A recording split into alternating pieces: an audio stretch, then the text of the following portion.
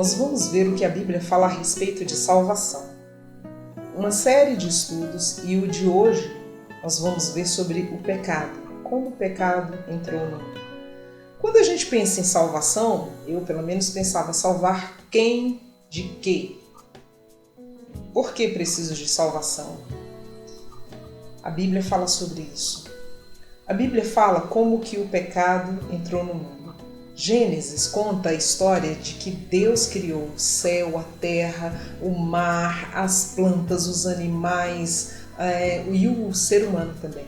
Criou todas as coisas. E Deus criou também um jardim, e nesse jardim, o jardim do Éden, ele colocou diversas plantas. Vamos ver o que diz Gênesis 2, 8 a 9. E plantou o Senhor Deus um jardim no Éden, na direção do Oriente, e pôs nele o homem que havia formado do solo, fez o Senhor Deus brotar toda sorte de árvores, agradáveis à vista e boas para alimento. E também a árvore da vida no meio do jardim, e a árvore do conhecimento do bem e do mal. Então Deus planta esse jardim e põe duas árvores específicas ali, entre outras. Essas duas são a árvore da vida e a árvore do conhecimento do bem e do mal. Gênesis 2, versículos 15 a 17 diz: Tomou, pois, o Senhor Deus ao homem e o colocou no jardim do Éden para o cultivar e o guardar. E o Senhor Deus lhe deu esta ordem: De toda a árvore do jardim comerás livremente, mas da árvore do conhecimento do bem e do mal não comerás, porque no dia em que dela comeres, certamente morrerás. Então Deus faz tudo isso e deixa uma ordem muito clara para o homem de que a árvore do conhecimento do bem e do mal, do fruto dela não deveria se comer. Gênesis 3, a partir do versículo 1, mostra o diálogo da serpente com a mulher. Observe. Mas a serpente, mais sagaz que todos os animais selváticos que o Senhor Deus tinha feito, disse à mulher: É assim que Deus disse: Não comereis de toda a árvore do jardim? Então, a serpente começa a colocar uma dúvida na cabecinha da mulher. Respondeu-lhe a mulher: Do fruto das árvores do jardim podemos comer, mas do fruto da árvore que está no meio do jardim, disse Deus: Dele não comereis, nem tocareis nele, para que não morrais. Mostra que a mulher tinha pleno conhecimento da ordem de Deus. Ela sabia muito bem o que ela poderia comer e o que ela não poderia comer. Então a serpente disse à mulher: É certo que não morrereis. Deus tinha dito o quê? Se comer do fruto dessa árvore, vocês vão morrer. E o que a serpente diz? É certo que não morrereis. Porque Deus sabe que no dia em que dele comerdes, se vos abrirão os olhos, e como Deus, sereis conhecedores do bem ou do mal. A serpente, então, inimiga de Deus, aqui representando o inimigo de Deus, a serpente, ela põe uma proposta de que Deus não estava sendo verdadeiro, de que Deus não estava sendo honesto, de que Deus não amava tanto assim o homem e a mulher. Então Deus estava querendo enganá-los. É porque Deus sabe que o dia que você comer, você será como ele, você será conhecedor e tal. Vendo a mulher que a árvore era boa para se comer, agradável aos olhos e árvore desejável para dar entendimento, tomou-lhe do fruto e comeu, e deu também ao marido, e ele comeu. Então foi uma decisão da mulher, foi uma ação dela, pensada. Observe que ela vê a árvore, ela acha agradável aos olhos, ela acha que é desejável para dar entendimento. Ela quer buscar um entendimento fora do seu próprio Criador. E então ela come. E ainda dá ao marido e ele também come. A Bíblia então diz que abriram-se os olhos de ambos e, percebendo que estavam nus, coseram folhas de figueira e fizeram cintas para si. Eles passam a ter uma nova percepção um do outro e nessa percepção eles não gostam, eles veem que estão nus e eles tomam uma providência. A providência deles foi fazer roupa para si mesmo com folhas de figueira.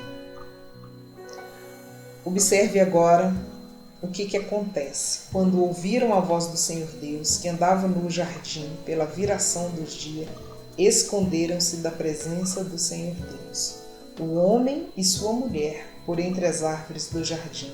Interessante que mostra que eles ouviam a voz de Deus. Quantos de nós gostaria de ouvir assim, nitidamente a voz de Deus? E eles ouviam. Outra coisa interessante é que Deus andava pelo jardim. Mas agora vem a consequência de ter desobedecido. Eles fogem da presença do Senhor, eles se escondem. E chamou o Senhor Deus ao homem e lhe perguntou: onde estás? E ele respondeu: ouvi a tua voz no jardim, e porque estava nu, tive medo e me escondi. Observe o que o pecado fez. Imagine que este é Deus, esta mão, faz de conta que fosse Deus, e esta mão, o homem. Então, eles conversavam, Deus andava no meio deles, eles tinham plena comunhão. Agora, Deus está aqui e o homem se afasta de Deus. O homem se esconde de Deus. O homem tem vergonha. O homem se sente nu. Ele tem medo. Essas são consequências do pecado. E perguntou-lhe Deus: quem te fez saber que estava no começo da árvore de que te ordenei não comesse? Sim, tinha comido, não? Então Deus aí ele começa a dar sentenças aí para a mulher, para o homem, para a serpente. E Deus diz para a serpente assim: então o Senhor Deus disse à serpente: visto que isto fizeste, maldita és entre todos os animais domésticos e o és entre todos os animais selváticos. Rastejarás sobre o teu ventre e comerás pó todos os dias da tua vida. Porém, inimizade entre ti e a mulher, entre a tua descendência e o seu descendente. Este te ferirá a cabeça e tu lhe ferirás o calcanhar. Aqui está uma promessa de que haveria um descendente da mulher e esse descendente feriria a cabeça do inimigo de Deus. Então, este descendente, prometido por Deus, seria o Salvador. Salvar de quê? Vejam bem, se aqui está Deus e aqui está o homem, e o homem se afasta e o pecado fica então no meio, impedindo esta comunhão. Como romper esta barreira entre Deus e o homem? Como? É preciso um Salvador. E o homem tem como ele mesmo providenciar salvação para si? Se o homem pensar assim: eu não vou mais pecar, você mesmo, na sua experiência, algumas coisas a gente consegue. Você está em um caminho errado, você fala: eu não faço mais isso. Mas será que a gente consegue viver uma vida inteira sem pecar? Nós estamos separados de Deus, o homem se separou. E a providência do Salvador é justamente alguém que possa religar o homem a Deus. Essa religação. E essa religação requer o perdão desses pecados. E não só o perdão, mas o pagamento desses pecados. Porque Deus é uma pessoa justa e reta. E Ele já tinha definido que o pecado levaria à morte. Como é que você então cumpre a justiça? Ora, através da morte. Mas a morte de quem? Eu pequei. Eu vou morrer? Se eu morrer, como você salva? Eu preciso que, de alguma forma, continuar viva para poder ter comunhão com Deus. Deus é vida. Quando nos afastamos de Deus, não temos mais vida. Para ter vida, precisa estar com Deus, porque Ele é a própria vida. Então, se eu quero isso, como que eu vou me virar sozinha? Entende? É por isso que o homem precisa de um Salvador. E é por isso que o Salvador, ele precisa ser enviado pelo próprio Deus. Vamos imaginar num oceano, em águas profundas, alguém cai no mar, não sabe nadar, está afundando, afogando. Me diz uma coisa, ele vai conseguir sair dali sozinho? Ele não precisa de uma ajuda? Ele não precisa de um Salvador? Então a ideia é essa. O pecado fez com que nos afundássemos, fez com que fôssemos para o fundo, nos separássemos do nosso Criador. E sozinhos não temos como voltar à superfície, voltar à comunhão. É preciso que Ele, que é forte, poderoso, conhecedor, Criador, que Ele mande socorro para nós. E Deus fez isso. E aí é o que vamos ver depois. Mas ainda quero falar rapidamente sobre as consequências do pecado. A morte, Gênesis 2:11, porque no dia em que dele comeres do fruto daquela árvore, certamente morrerás. Romanos 6:23 diz, porque o salário do pecado é a morte, mas o dom de Deus o dom gratuito de Deus é a vida eterna por Cristo Jesus, nosso Senhor. O salário do pecado é a morte. A outra consequência, que eu já disse, mas quero ler o texto para que você tenha certeza de que a Bíblia fala isso. Isaías 59 diz, mas as vossas iniquidades fazem separação entre vós e o vosso Deus. Os vossos pecados encobrem o seu rosto de vós para que vos não ouça. Imagine o que é uma pessoa orar e não ser ouvida. Deus espera uma oração específica de cada um de nós. É uma oração de arrependimento. Miqueias 3:4 diz, então chamarão ao Senhor, mas não os ouvirá.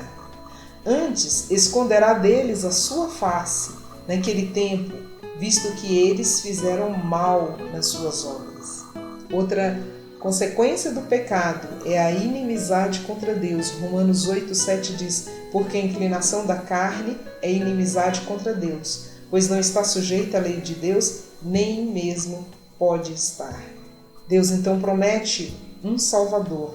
Atos 13:23, da descendência deste, conforme a promessa, Deus trouxe a Israel o Salvador, que é Jesus. Reflita sobre sua própria vida. Você é pecador? Se você é pecador, entenda que a Bíblia diz, então, que você está afastado de Deus.